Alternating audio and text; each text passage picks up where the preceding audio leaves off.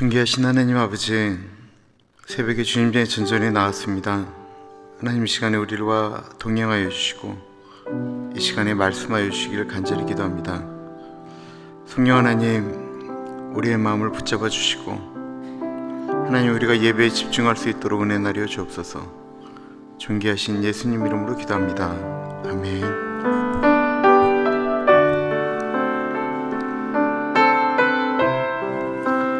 보혈을 지나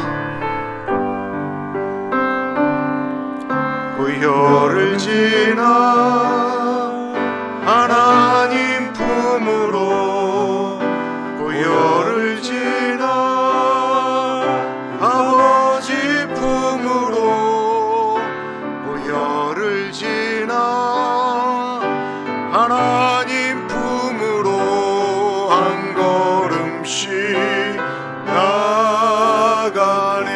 보혈을 지나 하나님 품으로, 보혈을 지나 아버지 품으로, 보혈을 지나 하나님 품으로 한 걸음씩 나가네. 존귀한 주 보혈이 내 영을 새롭게 하시네. 존귀한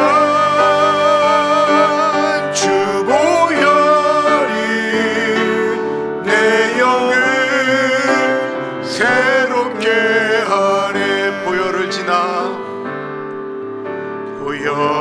지나 하나님 품으로, 보혈을 지나 아버지 품으로, 보혈을 지나 하나님 품으로 한 걸음씩 나가네. 보혈을 지나 하나님 품으로, 보혈을 지나 아버지 품으로, 보혈을 지나 하나님 품으로 한 걸음씩 나가네. 존귀한 주 보혈이 내 영을 새롭게 하시네. 존귀한 주 보혈이 내 영을 새롭게 하네. 존귀한 주 보혈이, 존귀한 주 보혈이 내 영을 새롭게 하시네. 존귀한 주 보혈이 내 영을 새롭게 하네.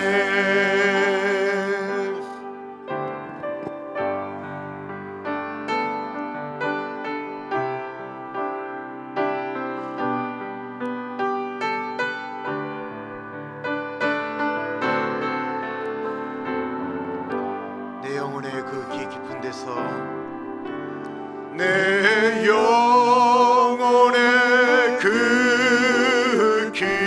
깊은 데서 맑은 가락이 울려나네. 하늘 곡조가 언제나 흘러나와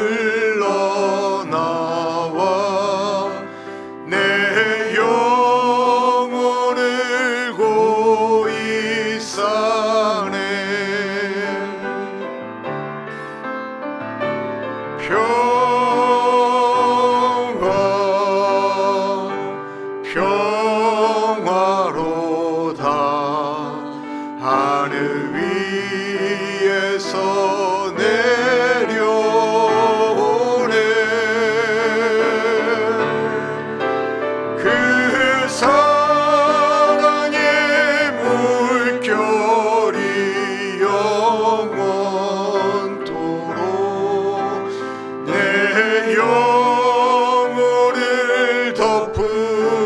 덮으소서. 내 마음속에 솟아난 이 평화는 깊이 묻힌 보배로다.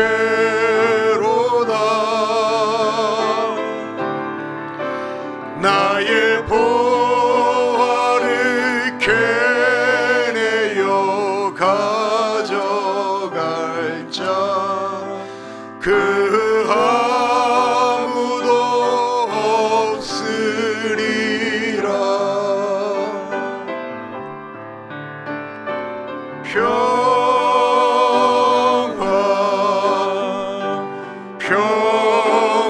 평화로다. 하늘 위에서 내려오네.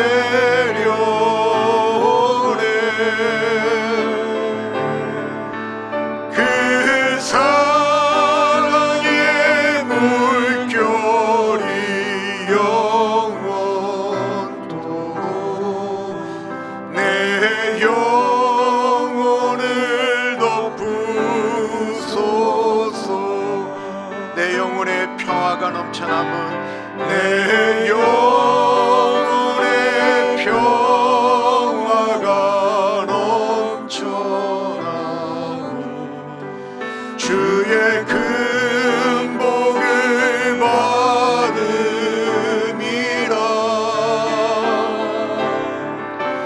내가 주야로 주님과 함께 있어 내 영혼이 편히 쉬네. 평화로다.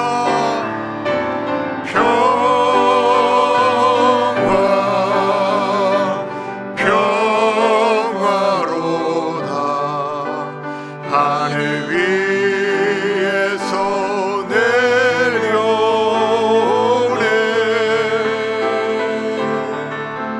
그 사랑의 물결이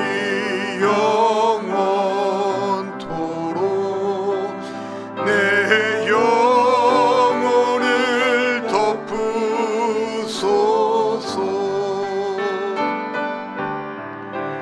이 땅 위에 험한 길 가는 동안 참된 평화가 어디 있나. 우리 모두 다 예수를 친구 삼아 참 평화를 누리겠네. 하늘에서부터 내려오는 평화.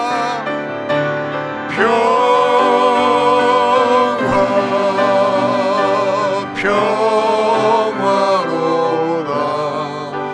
하늘 위에서 내려오네.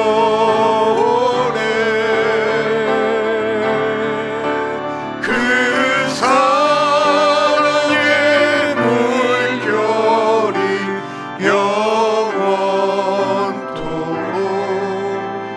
내 영혼을 덮으소서. 평화로다.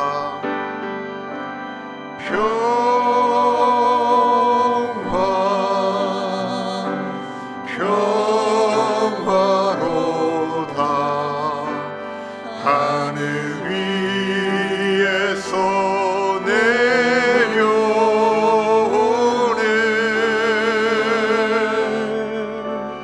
그 사랑의 물결이 영원토록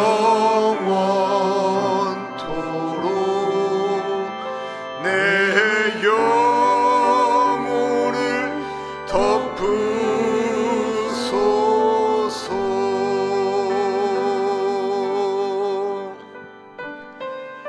이 시간에 우리에게 또한 평화가 필요한 분들에게 하늘이 주시는 평안으로 우리의 마음을, 그분들의 마음을 만져주십시오. 기도하며 나아가겠습니다. 참으로 존귀하신 하나님 아버지 기도합니다. 성령 하나님 시간에 같이 해주시옵소서. 성령 하나님 같이 해주십시오. 주님 이 전을 주님의 보혈과 은혜로 덮어주시고 하늘로부터 내려오는 보혈의 은혜로 충만하게 하여 주옵소서. 하나님 아버지 같이 하여 주옵소서. 하나님 아버지 같이 하여 주옵소서. 성령 하나님 같이 하여 주옵소서. 성령 하나님 같이 하여 주옵소서. 그 영혼에 흘러가는 그 영혼의 평화가 이 시간에 흘러가기를 간절히 기도합니다. 하나님 인도하여 주옵소서. 참으로 존귀하신 하나님, 우리 한 사람 한 사람의 마음을, 주의 존전을 하늘로부터 내려오는 은혜와 평강으로 덮어주옵소서. 하나님 아버지, 평화가 필요한 분들이 있습니다. 세상이 줄 수 없는 평화, 하나님 그 평화를 허락하여 주옵소서. 존귀하신 예수님 이름으로 기도합니다. 아멘. 누가복음 6장 27절에서부터 38절까지 말씀입니다. 누가복음 6장 27절에서부터 38절까지 말씀. 황금률이라고 이야기하는 너무 보배로운 말씀, 우리 교독하도록 하겠습니다. 그러나 너희 듣는 자에게 내가 이르노니 너희 원수를 사랑하며 너희를 미워하는 자를 선대하며 너희를 저주하는 자를 위하여 축복하며 너희를 모욕하는 자를 위하여 기도하라. 너의 입뺨을 치는 자에게 젖뺨도 돌려대며 내 겉옷을 빼앗는 자에게 속옷도 거절하지 말라. 내게 구하는 자에게 주며 내 것을 가져가는 자에게 다시 달라 하지 말며 남에게 대접을 받고자 하는 대로 너희도 남을 대접하라. 너희가 만일 너희를 사랑하는 자만을 사랑하면 칭찬받을 것이 무엇이냐? 죄인들도 사랑하는 자는 사랑하느니라. 너희가 만일 선대하는 자만을 선대하면 칭찬받을 것이 무엇이냐? 죄인들도 이렇게 하느니라. 너희가 받기를 바라고 사람들에게 구워주면 칭찬받을 것이 무엇이냐? 죄인들도 그만큼 받고자 하여 죄인에게 구워주느니라.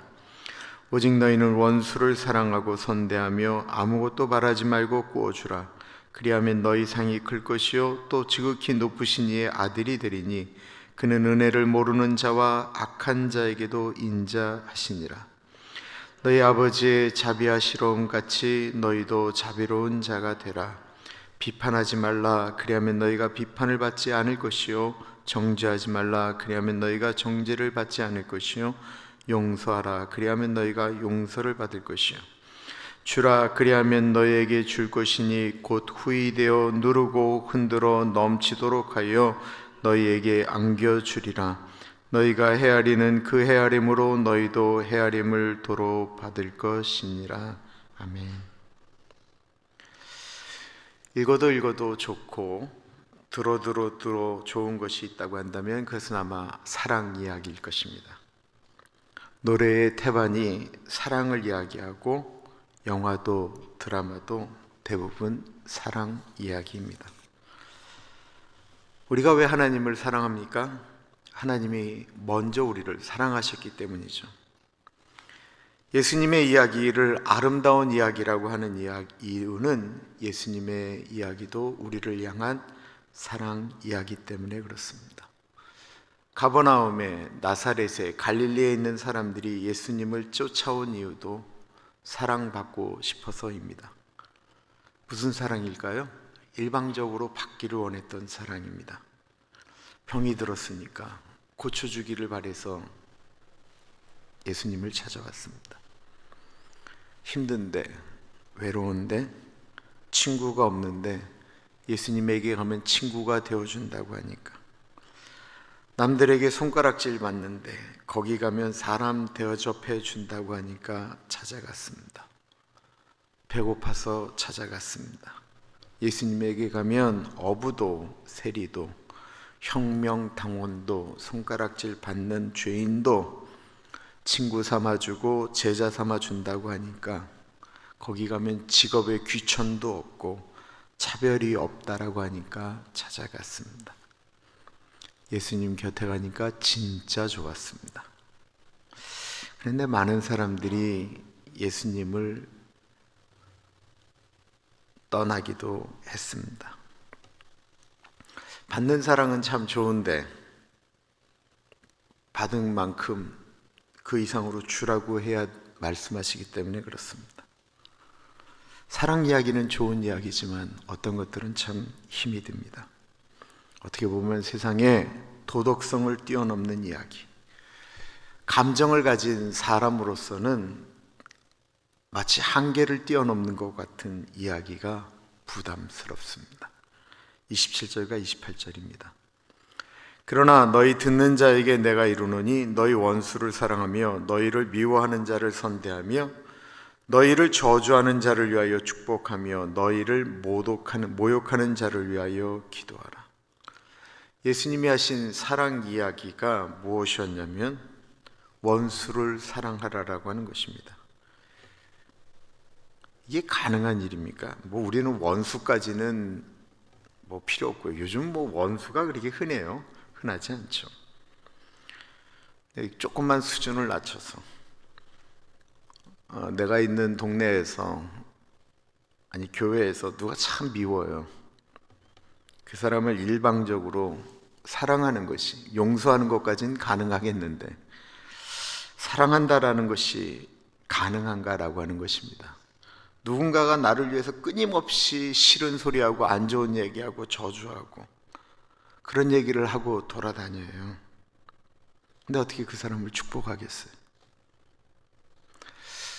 내가 없는 것이 참 힘든데 그 없는 것 가지고 참 나를 괄시해요. 내가 참 힘든 일을 겪었는데 그거 갖고 모욕을 해요. 내 자식이 문제가 해결되지가 잘 않았는데 자기 자식 얘기하면서 은근히 나를 까요. 참 힘들어요. 근데 그런 사람을 위해서 기도하라고 말씀하고 있습니다. 이게 생각만 해도 화가 치미는 일이거든요. 소화가 안 돼요. 그 사람 생각만 해도 화가 치밀고 그 일만 생각해도 진짜 이게 피가 거꾸로 솟는 것 같은데 눈으로 보게 되면 어떻게 됩니까? 정말 심장이 벌렁거리고 내 스스로의 그 통제가 잘 안 됩니다. 그런데 우리 감정으로는 도저히 안 되는 일을 왜 예수님이 가능한 것처럼 말씀하냐라는 것입니다. 우리는 살면서 수도 없이 미워할 수밖에 없는, 누가 들어도 내가 그 사람 미워하는 건 당연하고 타당한 사람들이 얼마나 많아요. 그런 사람을 만나기도 하고 또한 그것을 우리가 만들기도 한다는 것입니다. 그런데 그때마다 우리 마음속에 일어나는 것, 그것은 바로 상처이지요, 아픔입니다. 그런데 그 상처와 그 아픔이 내가 더 하나님께로 나아가는데 이게 늘 어려움이 돼요. 일반적으로 살 때는 아무 문제가 없어요. 미워하면 그냥 미워하면 되고 싫으면 싫으면 되고 안 보면 안 보면 돼요.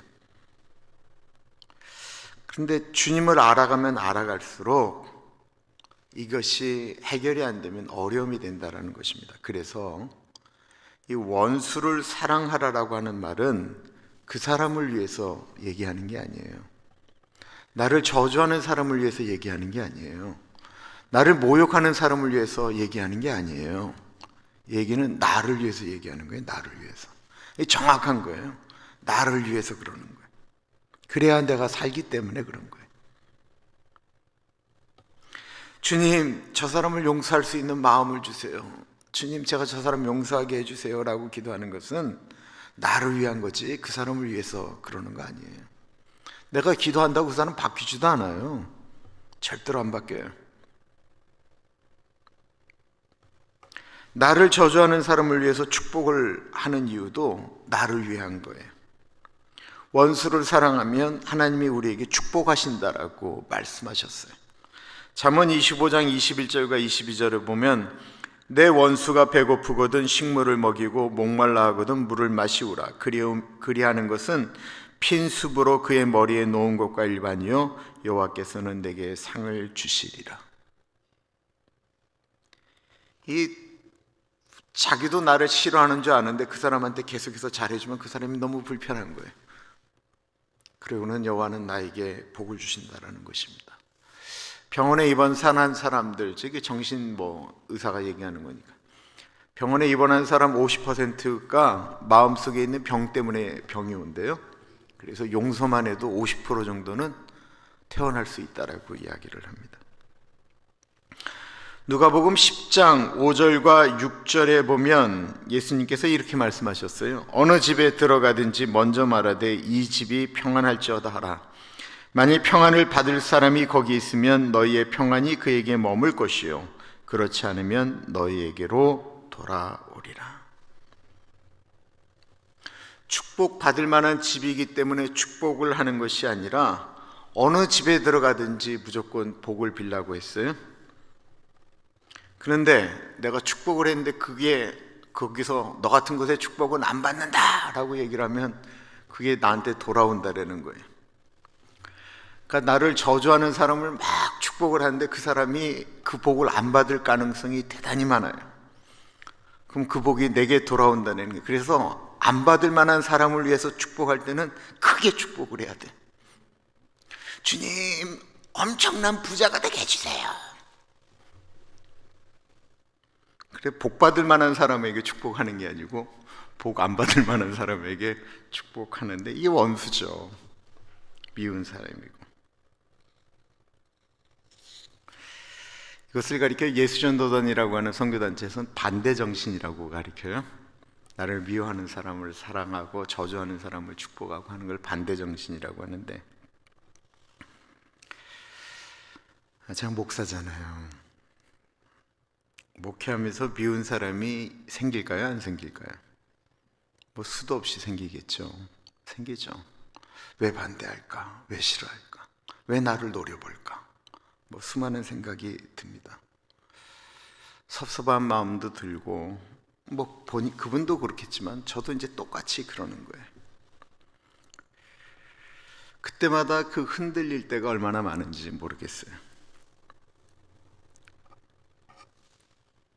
그런데 그런 사람이 없어지면, 사라지면 교회가 평안한가? 그렇지 않습니다. 교회는 늘 그런 사람이 생기고 사회도 그런 사람들이 늘 생겨요. 절대로 없어지지 않아요. 근데 그때마다 내 마음의 지옥을 경험하면서 내가 흔들리기보다는, 흔들릴 때 주구장창 기도하는 거죠. 주구장창 기도하는 거예요. 그 이름을 부르면서 축복하고 또 축복하고, 마음에 안 되면 또 축복하는 것입니다. 그래서 목회를, 미국 목회 쉽지 않다고 하잖아요. 제가 지금 22년째 하고 있었던 이유는 그런 마음이 들 때마다 주구장창 이름을 부르면서 기도했어요. 하나님이 주시는 은혜가 있더라고요. 정말 기도가 깊이 들어가면 내가 이거 갖고 왜 기도했지? 라는 생각이 들어와요. 안 들어온다고요? 아니, 해보세요. 분명히 들어와요. 나중에 내가 왜 기도했는지 기억도 안 나요. 진짜예요. 그러니까 목회할 수 있는 거예요. 그게 안 되면 어려워요. 그러니까 기도하는 거예요. 정말 흔들릴 때가 있어요. 그만둬야 되겠다는 생각이 들어올 때도 있고, 그때는 주구장창 기도하는 거예요. 방법이 없어요. 다른 게 안 돼요. 어디 갔다 와라, 좀 쉬어라, 그러면 나을 거 아니에요. 그러고 나서는 해결되지 않은 상태로 그분의 얼굴을 보면은 똑같은 일이 벌어져요.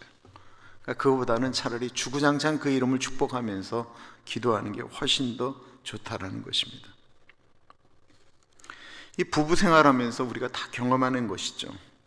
부부간의 갈등이 일어나면 아무 말을 안 했는데도 아이들이 그것을 감지하죠. 이유는 무엇이냐면 이 생명력 없는 공기가 그것을 감지하기 때문에 그렇습니다. 교회라고 하는 것이 이 생명체잖아요. 교회에 분란이 일어나는 교회를 아무 그거의 교회에 대한 인포메이션이 없이 타주에서 잠깐 여행 왔다가 주일날 예배를 드리기 위해서 그 교회로 이렇게 탁 들어가게 되면요, 그 공기가 이렇게 싹 하고 몸으로 옵니다. 이게 그렇게 무서운 거예요. 얼마나 그러고 살면 얼마나 힘들어요. 부부가 살면서 그냥 계속 미워하면서 살면 그 얼마나 힘이 들겠어요. 왜 스스로 지옥을 만듭니까? 저 사람이 변하지 않기 때문이다. 아멘. 진리예요. 절대로 안 바뀌어요. 어차피 안 바뀔 건데 뭐하라 그거 갖고 고민하세요. 문제는 그 사람도 안 바뀌는데 나도 안 바뀌기 때문에 그런 거예요. 내가 남을 바꿔놓겠다라고 하는 건 엄청나게 힘들지만 내가 나 바뀌는 거는 그건 좀 가능하잖아요. 내 몸은 내가 통제할 수가 있잖아요. 그래서 기도하는 것입니다. 요즘 예수 믿는 사람들이 좀 이상해졌어요. 내가 찍지 않은 사람이 대통령이 돼서 그 사람이 정치를 못하면 그렇게 행복해하는 거예요. 그리고 그 사람을 위해서 기도도 안 하는 거예요. 이게 정상이에요? 트럼프를 그렇게 좋아했던 분들이 지금 바이든이 지금 죽을 쓰고 막 그의 그 지지율이 막 바닥을 치니까 거부라고 너무 좋아하는데 보세요.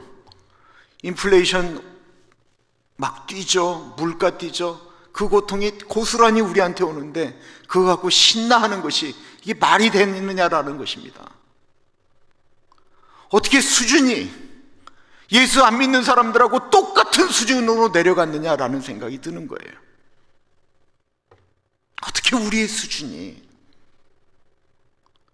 디모데서에 보면 높은 지위에 있는 사람들을 위하여 기도해라. 그것이 우리의 영적 생활을 위한 그 복된 길이다라고 이야기할 때 그 사람이 바로 네로 황제였는데 어느 순간부터 우리의 마음이 이렇게까지 바닥을 치게 되었나라는 생각이 드는 것입니다.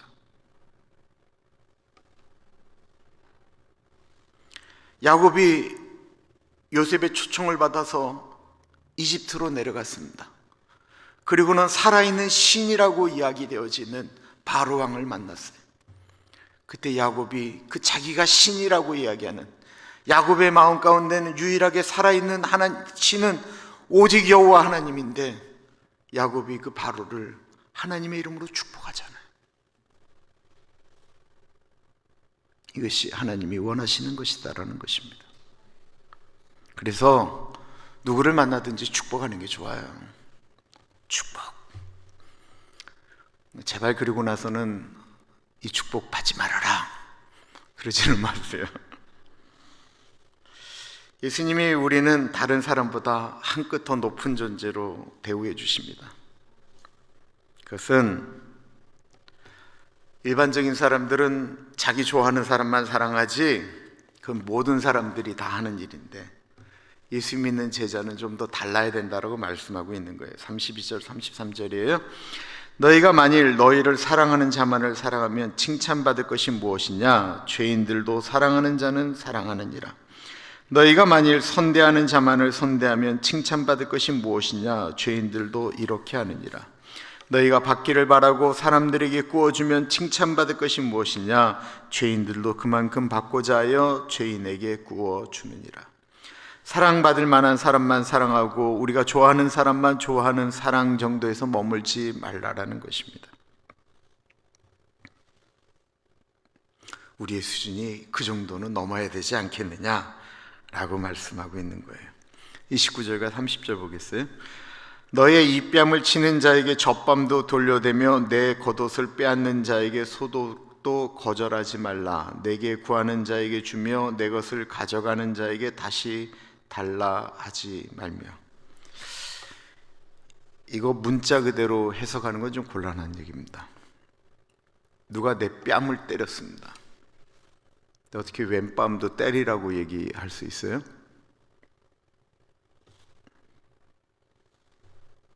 뭐 그러면 이렇게 때리는 게 아니고 모독해서 이쪽으로 치는 거다, 뭐 이런 뭐 성경적인 해석도 있지만, 겉옷을 그냥 빼앗아 가는 사람에게 어떻게 속옷도 줄 수 있겠습니까? 이거 다 힘으로 누르는 사람이거든요. 근데 이런 사람들이 이 땅 가운데 없나요? 있기는 있다라는 것입니다. 우리를 미워하는 사람, 이 뺨을 때리는 게 꼭 진짜 문자 그대로 뺨을 때리는 사람뿐만 아니라 우리가 다니는 직장이나 어디에서 분명히 내 인격을 모독하는 사람들이 분명히 있다라는 거예요. 교회도 있고요, 사회도 있고 어디에도 있습니다. 이걸 뺨이라고 하는 개념으로 생각하니까 용서가 안 되라는 건데, 우리는 무수히 많은 뺨을 맞고 살아요. 그죠? 그리고 보면 나는 그러지 않았는데 내가 억울한 일을 당하는 일도 굉장히 많아요. 직장에서도 많아요. 내가 수고했는데 내가 한 일을 다른 사람이 빼앗아 가는 일도 많아요. 그런 일 정말 많아요. 예수님 당시에는 진짜 힘이 있어서 뺨 때리는 사람들, 가는데 그냥 자기가 힘 있다고 빼앗아 가는 사람들도 있었다라는 것입니다. 그러면 그때마다 치고받고 싸우든지, 내가 불이익을 당했으니까 억울하니까 사표 쓰고 직장에서 나올까요? 그럼 내 마음은 좀 편해질지 모르겠지만 그게 마귀가 원하는 방식이지 내가 하나님이 원하는 방식이 아니다라는 것입니다. 그럼 그것을 이기는 방법이 무엇일까요? 자존심 다 죽이고 가라라는 것입니까? 비굴하게 살라라는 말일까요? 그 말이 아닙니다. 미워할 때마다 부부가 이혼하면 어떻게 되겠어요? 나에게 상처 준 친구를 다시는 안 보겠다라고 하면 우리가 어떻게 이 세상에서 살아갈 수가 있겠습니까? 하나님께서 그것을 이길 수 있는 방법을 주셨는데 이게 진리라는 거예요. 나를 때리고 나를 모독하는 사람을 이길 수 있는 방법, 31절 말씀입니다. 남에게 대접을 받고자 하는 대로 너희도 남을 대접하라. 이 31절을 가리켜 황금률이라고 이야기를 해요. 이 황금률이라고 하는 것이 진짜 보석과 같은 그 율법이다라고 해서 황금률이다라고 얘기했는데, 실제로 이게 황금률이 아니고요, 로마 황제 세베투스 알렉산데르라고 하는 로마 황제가 이 글귀를 황금 판에 새겨서 이렇게 붙여놨었대요. 그 다음부터 이거를 황금률이라고 이야기했다고 합니다. 이 황금률은 보통 네가 싫어하는 일은 남에게 하지 말라, 네가 싫어하는 일은 남에게도 하라고 얘기하지 말라라고 하는 소극적인 것과는 다른 거예요. 대접이라고 하는 것이 우리가 이게 식사 대접하는 거 이런 것만을 이야기하는 게 아닙니다.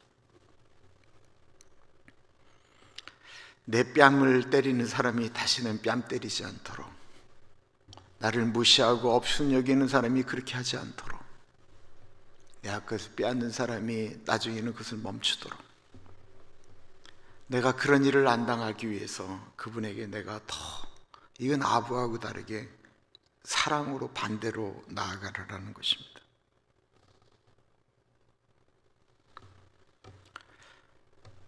그 사람 마음 가운데 그 사람 중심으로 행동해 보라라는 것입니다.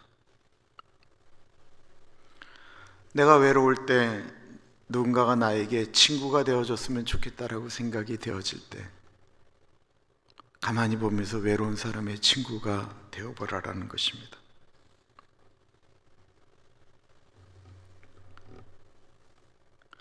사람은 자기중심적이기 때문에 일하고 집에 들어가면 눕고 싶고 피곤합니다.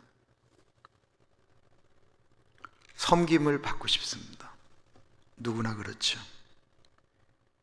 근데 집에서 아이를 보면서 혹은 집안일을 하신 분도 남편이 들어오면 내가 한 일에 대해서 위로받고 싶거든요.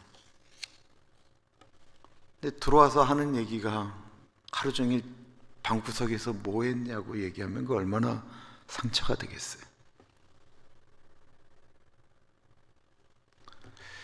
반대 정신으로 나아가면 어떤 것들이 다 좋아지는데 우리가 그러지 못하기 때문에 문제가 발생합니다.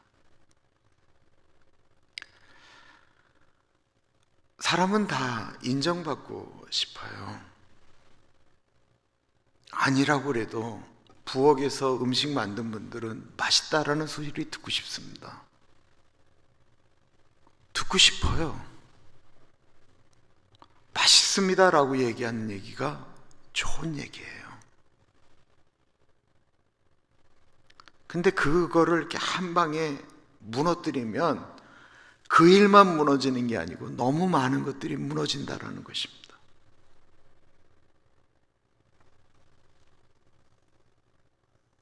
심지어 은혜를 모르는 사람들에게도 우리는 그래야 됩니다. 악한 사람도 쉬고 싶고요, 악한 사람도 섬김받고 싶고, 악한 사람도 사랑받고 싶기 때문에 그렇습니다.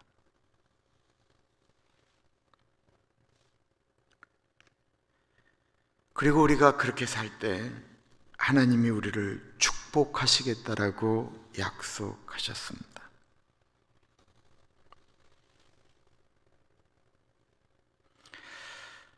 우리가 세상을 살다 보면 이것이 충분히 이해가 되는 게 어르신들이 그런 얘기를 해요.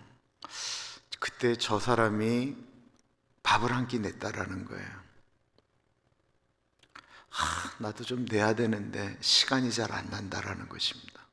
그러니까 누구한테 대접을 한번 받으면 그게 마음속에 이렇게 부담이 되는 거예요. 이게 사람 사는 사회 가운데 일반적으로 일어나는 일인데, 누군가 자기를 미워해도 계속 섬기면 그 마음이 바뀌지 않겠는가 말씀하고 있는 것입니다. 37절에 보면 비판하지 말라 그리하면 너희가 비판을 받지 않을 것이요, 정죄하지 말라 그리하면 너희가 정죄를 받지 않을 것이요, 용서하라 그리하면 너희가 용서를 받을 것이다. 예수님의 제자는 비판하거나 정죄하지 말라라고 말씀하고 있습니다. 여기서 우리가 정확히 알아야 될 것은 비판은 분별과 다르다라는 것입니다. 분별은 옳고 그름을 판단하는 거예요. 그 사람의 어떠한 행동이나 이런 것들이 저게 잘못된 거다, 저게 옳은 것이다, 이거 분별하는 것을 이야기하는 게 아니에요. 분별해야 돼요. 저 사람의 행동을 비판하지 말아라, 저 사람이 하는 것들을 정죄하지 말아라 라고 얘기하는 게 그 사람의 모든 행동을 옳게 받아들여라 하는 게 아니다라는 거예요. 그 사람이 옳고 그름에 행동하는 것은 내가 분명히 분별하고 따라가지 말아야 돼요. 그래야 되는 거예요. 그런데 비판하고 정죄하는 것은 사람을 메마르게 만든다라는 것입니다. 그건 사람을 참 메마르게 만들어요. 잘못한 줄 아는 사람에게 잘못했다라고 계속 얘기를 하고 강요를 하면 잘못한 사람의 마음속에 참 미안한 마음도 있었는데 그것을 계속해서 비판을 받잖아요. 그럼 가슴이 메말라져요. 그러다 더하면 이쪽에서도 내가 그렇게 뭘 그렇게 잘못했느냐고 터져나오게 된다라는 것입니다. 교회도 비판이 많아지면 공동체가 파괴되어집니다. 그리고 내가 비판하면 비판할수록 그 사람보다 비판할 정도로 나는 깨끗했지만 내가 비판하는 순간 어느 순간 나도 비판의 대상이 되어진다라는 것입니다.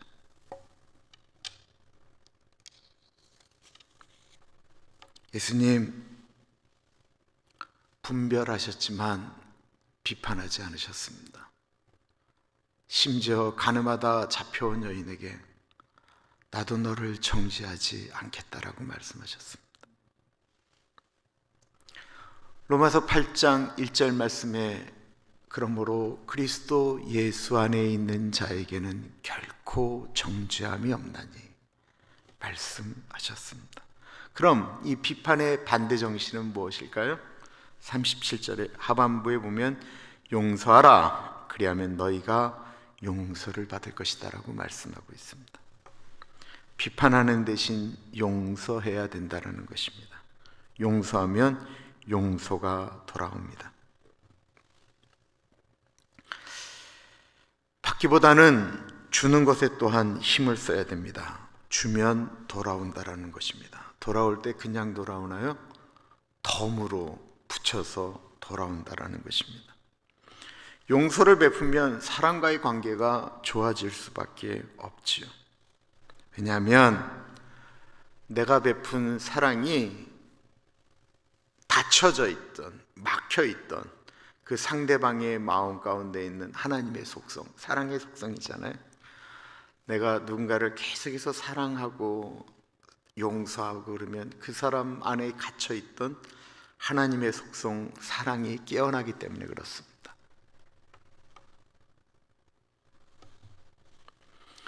38절에 그래서 이렇게 말씀하고 있습니다. 주라 그리하면 너희에게 줄 것이니 곧 후이되어 누르고 흔들어 넘치도록 하여 너희에게 안겨주리라. 너희가 헤아리는 그 헤아림으로 너희가 헤아림을 도로 받을 것이니라. 이것이 헌금 시간에 참 많이 했던 기도이죠. 근데 앞에 있는 말씀은 이거 헌금하고 아무 상관이 없는 거예요. 주라고 하는 내용 때문인데 우스갯소리로 저 은혜하님 교회 자주 오셨던 목사님이에요. 내가 처음 섬겼던 교회 목사님인데 이분이 이게 교회가 한 4-5천 명 되는데 헌금 바구니가 진짜 무거워요. 엄청나게 무거워요. 아세요? 그 정도가 되면 진짜 바구니가 무거워요. 한국은 더군다나 뭐 다 이게 캐시로 내잖아요. 헌금 봉투가 되면 진짜 엄청난 게 이 교회 앞으로 와요. 그러면 그분이 이걸 딱 받아서 봉사시니까 주여, 벌써 이게 주여가 이게 벌써 주여 후회되어 누르고 흔들어 이걸 흔들면 이게 이렇게 떨어지잖아요. 넘치더라. 제가 그래 첫 주에 예배 드리면서 잘못 왔구나 교회 이랬다니까요. 근데 막 주여 후회되어 아멘 누르고 아멘 넘치도록 주여. 근데요 한 달 딱 지나니까 저도 아멘 이렇게 되더라고요. 조건은 주라라고 말씀하고 있습니다. 여기서 준다라고 하는 것은 물질적인 개념으로만 우리가 해석을 하니까 그런 거는 우리 마음속에 있는 게 물질이 제일 우리한테는 약한 부분이라고 생각하기 때문에 그런 거예요. 이건 우리 삶의 정신을 얘기한다라고 생각하면 맞습니다. 그래야 앞에 있는 사랑에 대한 얘기부터 쭉 해석이 되죠. 이건 우리 마음 가운데 있는 마음을 얘기하는 거예요. 정신을 얘기하는 거예요. 거기에 이제 물질도 있고 다 들어가 있어요. 유진 피터슨 목사님이 이 메시지 성경이라고 하는 거를 이렇게 쉬운 현대식 언어로 성경을 썼거든요. 거기에 38절을 이렇게 이야기하고 있습니다. 너희 삶을 거저 주어라. 그러면 삶을 돌려받게 될 것이다. 돌려받는 정도가 아니라 축복까지 덤으로 받게 될 것이다. 받는 것보다 주는 것이 더 낫다. 베품은 베품을 낳는다. 주는 것이 받는 것보다 복이 되는 것은 주면 후이되어 누르고 넘치도록 다시 받기 때문이다라는 것입니다. 나의 따뜻한 말 한마디, 위로의 말, 격려의 이메일과 칭찬의 말이 고래도 춤추게 할 뿐만 아니라 나를 향한 사랑과 존경으로 돌아온다라는 것입니다. 내가 용서하고 관용하고 배려의 말과 행동은 더 큰 감사와 칭찬과 명예로 되돌려진다라는 것입니다. 굳이 되돌려 받지 않는다고 할지라도 주는 것 자체만으로도 내 삶이 행복해질 수 있고 복되다라는 것입니다. 모압 여인 룻이 시어머니 나오미가 남편과 두 아들을 잃어 빈털터리가 되어 고향으로 돌아갈 때 모압 여인이었지만 그 시어머니만 그냥 보낸 것이 아니고 따라갔습니다. 시어머니를 불쌍히 여겨서 어머니의 하나님이 나의 하나님이 되고 어머니의 백성이 나의 백성이 될 것입니다. 이게 좋은 말 같지만 룻에게 있어서는 그 젊은 여자가 모든 것들을 다 포기하는 것과 같은 이야기였습니다. 그 시어머니를 위해서 남의 집밭에서 미리삭을 주우며 가난하게 생활했습니다. 이 착한 여인 룻을 본 아주 부자 보아스가 그 룻을 아내로 삼았지요. 그 사이에 오벳이 태어났고 이 아이가 나중에 다윗의 할아버지가 되었습니다. 룻이 준 것이 어느 정도일까? 룻이 받은 거에 비하면 아무것도 아닐 거예요.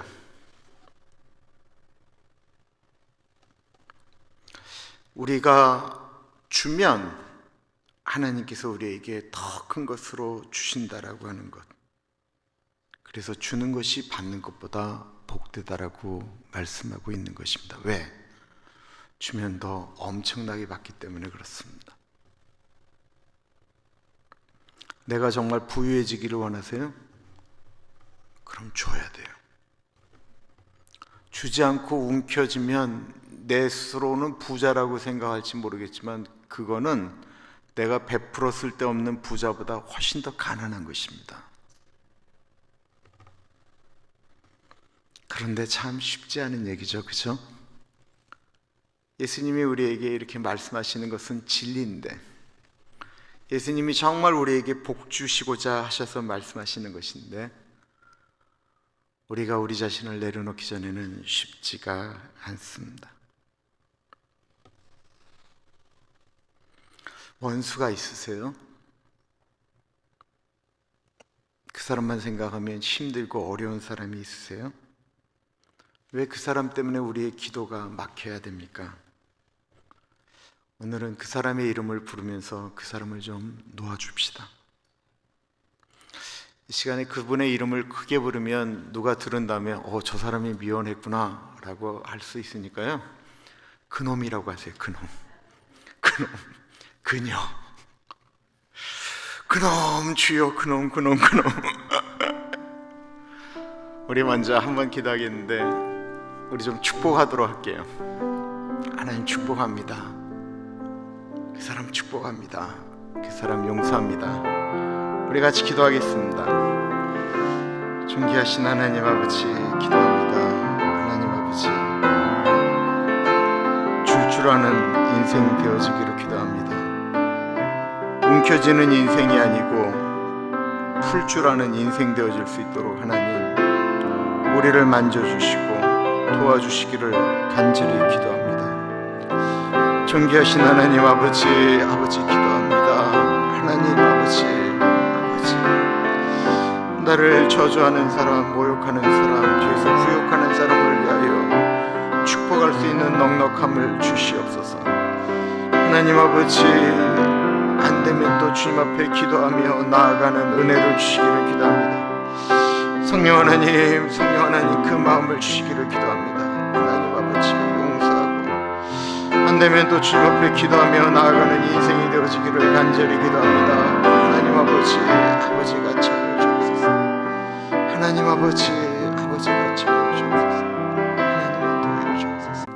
근데 그냥 뭐 다 줘야 됩니까? 그런 말씀 드리는 게 아니에요. 내 마음 가운데 이것에 대한 갈등이 있으니 기도합니다. 하나님 자꾸 움켜쥐려고 합니다. 내 손에 움켜쥐려고 하는 것들이 점점 더 많아지고 있습니다. 하나님 아버지, 흘려보내야 되는데, 내려보내야 되는데 하나님 아버지여 자꾸만 계산하게 됩니다. 하나님 아버지, 흘려보내는 것이 하나님께서 후히 주시고 꾹꾹 눌러 흔들어서 넘치도록 하시는 일인데, 하나님 아버지 그것을 제대로 못하고 하나님 아버지 이렇게 나을 때가 얼마나 많은지 모르겠습니다. 성령 하나님, 우리의 마음을 붙잡아 주시고 하나님 만져주시기를 기도합니다. 성령 하나님, 성령 하나님 동행하여 주옵소서. 성령 하나님, 성령 하나님 만져주시고 간절히 기도합니다. 주님, 주님, 주님, 우리 교회가 더 올려보낼 수 있는 교회가 되어질 수 있도록 하나님 인도하여 주시고 은혜하여 주옵소서. 아버지여, 내 마음이 그럴 수 있도록 하나님 인도하여 주시기를 기도합니다. 주님, 주님,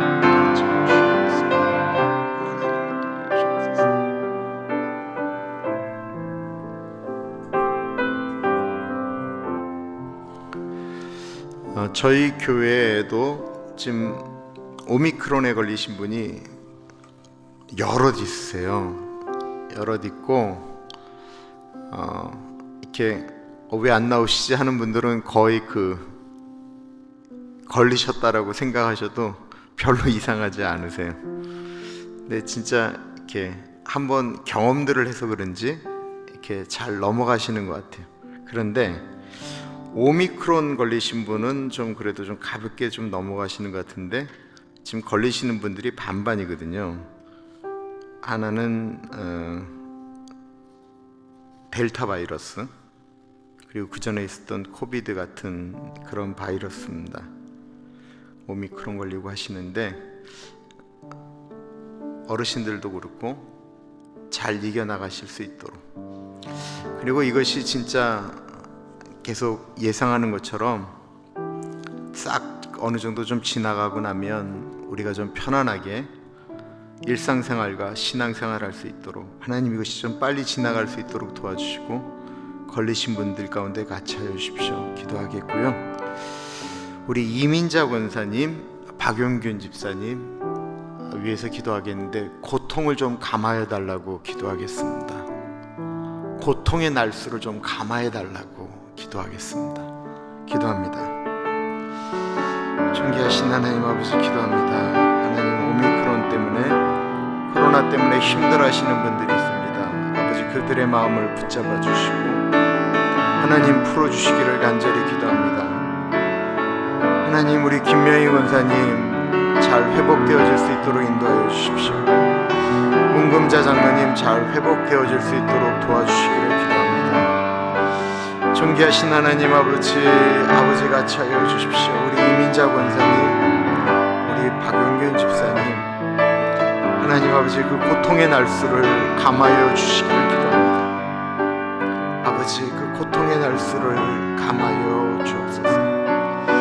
귀하신 하나님 아버지, 힘들고 병드신 분들 가운데 같이 하여 주시고 이겨나갈 수 있는 은총과 은혜의 담비를 허락하여 주셨기를 간절히 기도합니다.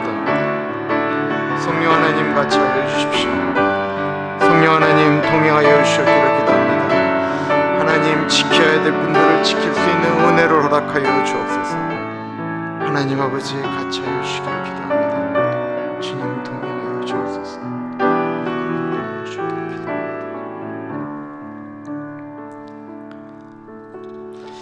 내일 있을 예배를 위해서 기도하겠습니다.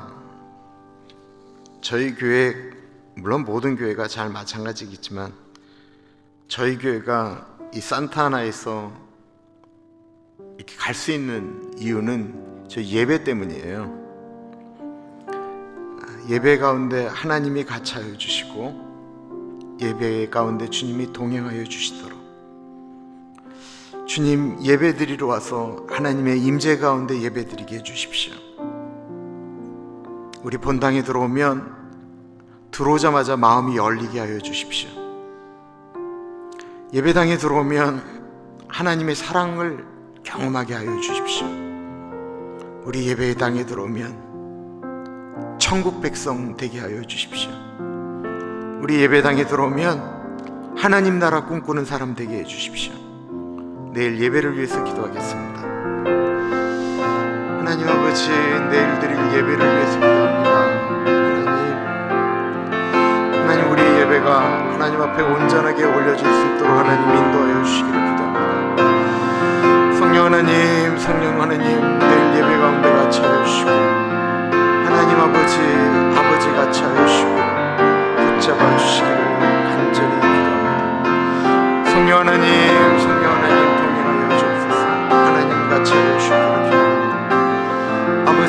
아버지 같이 하여 주시고 인도하여 주옵소서. 성령 하나님 같이 하여 주시고 동행하여 주옵소서. 하나님 앞에 온전히 설 수 있도록 인도하여 주시옵기를 기도합니다. 하나님 우리 찬양팀 가운데 같이 하여 주십시오. 박진 집사님 붙잡아 주시고, 하나님 아버지 우리 김성봉 집사님 같이 하여 주시옵기를 기도합니다. 하나님 기도 가운데 같이 하여 주시고, 하나님 아버지 우리가 주님 앞으로 나아가는 우리의 마음이 온전하고 순전할 수 있도록 인도하여 주십시오.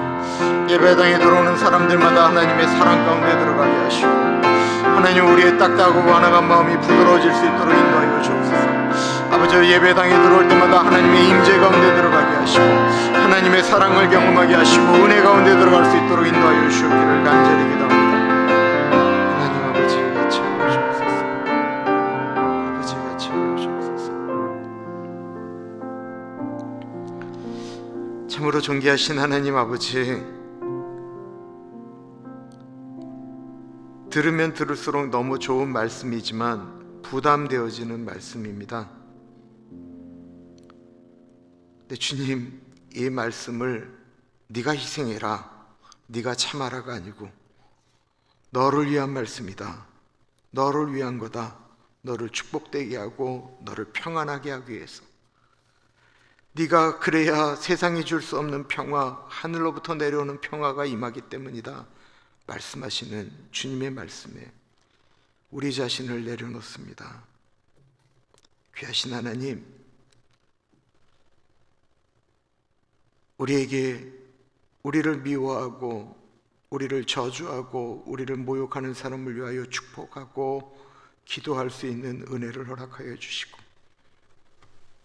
대접을 받고자 하는 대로 남을 대접하라고 하는 말씀이 무슨 의미인지를 알았사오니 하나님 우리가 그렇게 살아갈 수 있도록 인도하여 주옵소서.